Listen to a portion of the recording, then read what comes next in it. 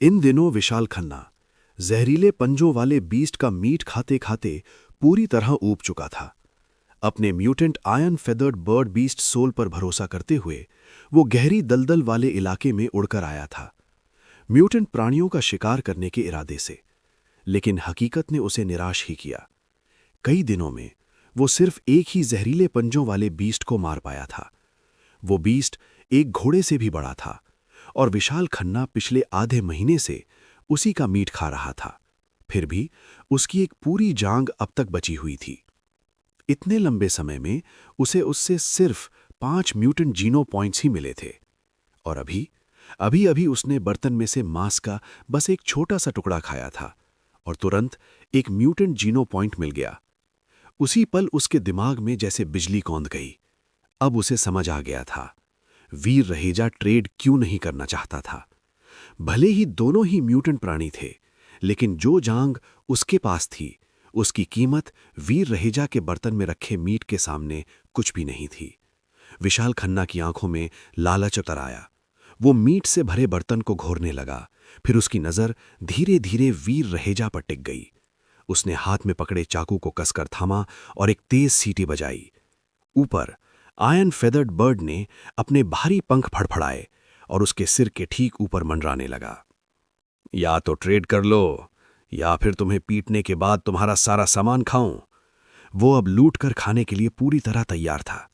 गहरी दलदल वाला इलाका, यहां दूर दूर तक कोई नहीं था और अगर वो वीर रहेजा को मार भी देता तो किसी को पता तक नहीं चलता।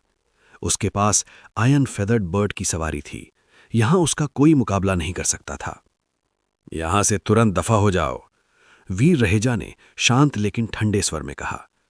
वो शब्द विशाल खन्ना को चुभ गए। तुमने अपनी मुसीबत खुद बुला ली है। अपमानित महसूस करते हुए विशाल खन्ना जोर से हंसा और बिना चेतावनी दिए चाकू से वीर रहेजा पर वार कर दिया। हालांकि उसके पास म्यूटेंट आयरन फेदर्ड बर्ड का बीस्ट सोल था, लेकिन बीस्ट सोल हथियारों के मामले में उसकी किस्मत कभी साथ नहीं देती थी। उसका चाकू सिर्फ 5% जेड स्टील का था और सामने वीर रहेजा सीक्रेट ब्लड आर्मर पहने हुए था। ऐसे हथियार से उसे कोई डर नहीं था। उसने सीक्रेट ब्लडी स्लेयर का रूप भी नहीं लिया। बस शांत मन से उसने अपना म्यूटेंट सॉ फिश भाला बुलाया और चाकू की ओर घुमा दिया। क्रैक! सॉ फिश भाले ने चाकू को ऐसे काट दिया जैसे वो टोफू से बना हो और बिना रुके भाला सीधे विशाल खन्ना की ओर बढ़ गया। कमबख्त! विशाल खन्ना के दिमाग में सिर्फ यही शब्द गूंजा। उसने सांप की तरह अपने पैरों को मोड़ा और किसी तरह उस जानलेवा वार से बच निकला। बिना रुके वो अजीब लेकिन बेहद स्मूथ बॉडी पोजीशंस के साथ पीछे की ओर भागने लगा। वीर रहेजा के कई वार हवा में खाली गए और तभी विशाल खन्ना फुर्ती से अपने बर्ड सवारी की पीठ पर चढ़ गया। अगले ही पल वो हवा में उठ चुका था। ऊपर से नीचे देखते हुए उसने दांत पीस कर कहा, मुझसे भिड़ने की तुम्हारी हिम्मत कैसे हुई? उसकी आवाज गुस्से से कांप रही थी। अब मैं तुम्हें मार ही दूंगा। विजयी स्वर में हंसते हुए विशाल खन्ना ने धनुष उठाया और जमीन पर खड़े वीर रहेजा की ओर एक के बाद एक तीर छोड़ने लगा। तभी अचानक वीर रहेजा की पीठ से पंख फूट पड़े। अगले ही पल वो हवा को चीरता हुआ ऊपर उठ गया, इतनी तेजी से, इतनी ऊंचाई तक कि वो आयरन फेदर्ड बर्ड को भी पीछे छोड़ता चला गया। ये क्या? विशाल खन्ना सन्न रह गया। उसे कैसे पता होता कि सामने खड़ा ये आदमी खुद भी उड़ सकता है, वो भी बिना किसी सवारी के, सीधे अपने पंखों के सहारे। घबराकर उसने तुरंत आयरन फेदर्ड बर्ड को और ऊंचा उड़ने का आदेश दिया। उसके दिमाग में एक ही सोच थी, भले ही वीर रहेजा के पास म्यूटेंट बीस्ट सोल के पंख हों, वो न ज्यादा तेज उड़ पाएगा न ज्यादा ऊंचा। आयरन फेदर्ड बर्ड उसे पीछे छोड़ देगा। लेकिन कुछ ही पलों में उसका ये भ्रम टूट गया। वो दुश्मन न सिर्फ उससे ऊंचा उड़ रहा था, बल्कि इतनी तेजी से कि पल भर में उसके बिल्कुल पास पहुंच गया। ये कौन सा मॉन्स्टर है? विशाल खन्ना के होंठ कांप उठे। इसके पंख कहीं सीक्रेट ब्लड तो नहीं? उसकी आंखों में डर के आंसू भर आए। उसने कभी सपने में भी नहीं सोचा था कि उसका सामना इतना ताकतवर इंसान से होगा। पंखों के साथ, सुनहरे आर्मर में और हाथ में भाला थामे, वीर रहेजा अब इंसान कम और किसी स्वर्ग से उतरे एंजल जैसा ज्यादा लग रहा था। जैसे ही वो पास पहुंचा, वीर रहेजा ने भाला उसकी ओर बढ़ा दिया। उस पल विशाल खन्ना का मन किया कि वो अपना सिर किसी दीवार से टकरा दे। आखिर उसने पक्षी की पीठ पर बैठकर भागने की कोशिश ही क्यों की थी? अब वो अपने अजीब बॉडी पोजीशंस का इस्तेमाल भी नहीं कर सकता था। पक्षी की पीठ पर बैठे बैठे छुपने की कोई जगह नहीं थी। जरा सा भी हिला तो नीचे गिर जाता। हुश! भाला सीधे विशाल खन्ना के पिछले हिस्से में घुस गया। एक लंबा गहरा घाव। उसका सॉफ्ट आर्मर भाले की नोक को जरा भी नहीं रोक सका। भाई, भाई, शांत हो जाओ, वो चीख पड़ा। ये बस एक गलतफहमी है। वीर रहेजा ने कोई जवाब नहीं दिया और फिर से वार किया। इस बार दूसरी तरफ बिल्कुल वैसा ही गहरा घाव बन गया। घावों से खून बहने लगा। बड़े भाई, चाचा, विशाल खन्ना रोने लगा। मेरी गलती थी और मत मारो, मैं मर जाऊंगा। मैं सरेंडर करता हूं। लेकिन वीर रहेजा का हाथ रुका नहीं। सुनहरे चमकते भाले को देखकर विशाल खन्ना पूरी तरह टूट गया। रोते हुए बोला, बड़े भाई, थोड़ा धीरे। उसकी आवाज कांप रही थी। हम दोनों मर्द हैं, मुझे मारने से आपको कोई फायदा नहीं होगा। वो जल्दी जल्दी बोलने लगा, देखिए, मेरे पास उड़ने वाला माउंट है। अगर आपको कभी कोई काम करवाना हो तो। उसकी चीख हवा में गूंज गई। फिर एक और वार पड़ा।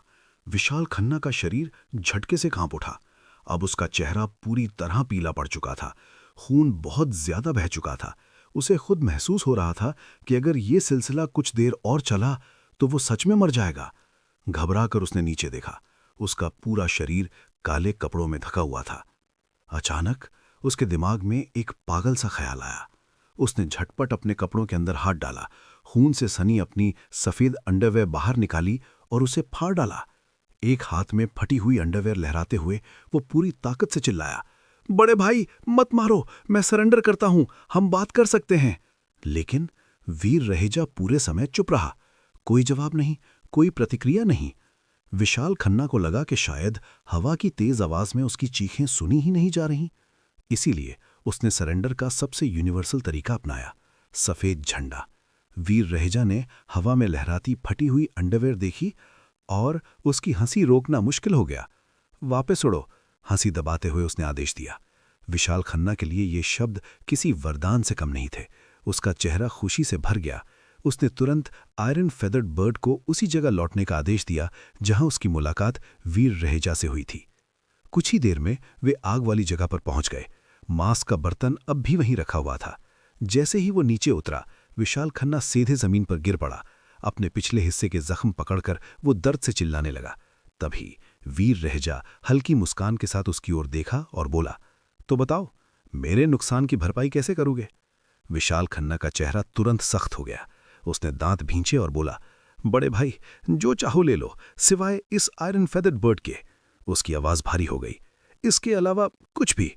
उसने अपने सामने एक के बाद एक कई 20 सोल बुलाए, कुल 7-8 20 सोल, जिनमें एक म्यूटेंट 20 सोल भी शामिल था। कड़वे स्वर में वो बोला, मेरे पास बस यही है, कृपया मुझे माफ कर दीजिए। वीर रहेजा ने शांत नजर से उन 20 सोल्स को देखा। उसी पल उसे समझ आ गया, विशाल खन्ना अब भी कुछ न कुछ छुपा रहा था। लेकिन म्यूटेंट 20 सोल देने का मतलब एक ही था, वो अपनी जान के बदले इसे देने को तैयार था। और आयरन फेदर्ड बर्ड देने से उसका साफ इंकार ये बताने के लिए काफी था कि वही यहां उसकी जिंदगी की इकलौती गारंटी था। कुछ पल सोचने के बाद वीर रहेजा बोला, मैं वो म्यूटेंट 20 सोल लूंगा। उसकी आवाज ठंडी थी और जब तक मैं गहरी दलदल वाले इलाके में हूं, उसकी नजर सीधे विशाल खन्ना की आंखों में थी। तुम मेरे हर आदेश का पालन करोगे। मन ही मन वीर रहेजा ने सोचा, ये लड़का काम आ सकता है। और वो नहीं चाहता था कि ये यहां अकेला भटके। अगर विशाल खन्ना उससे पहले उस जंगल तक पहुंच गया और म्यूटेंट काली मधुमक्खियों का शिकार कर लिया, तो इस पूरी यात्रा का उसका असली मकसद यहीं नाकाम हो जाएगा।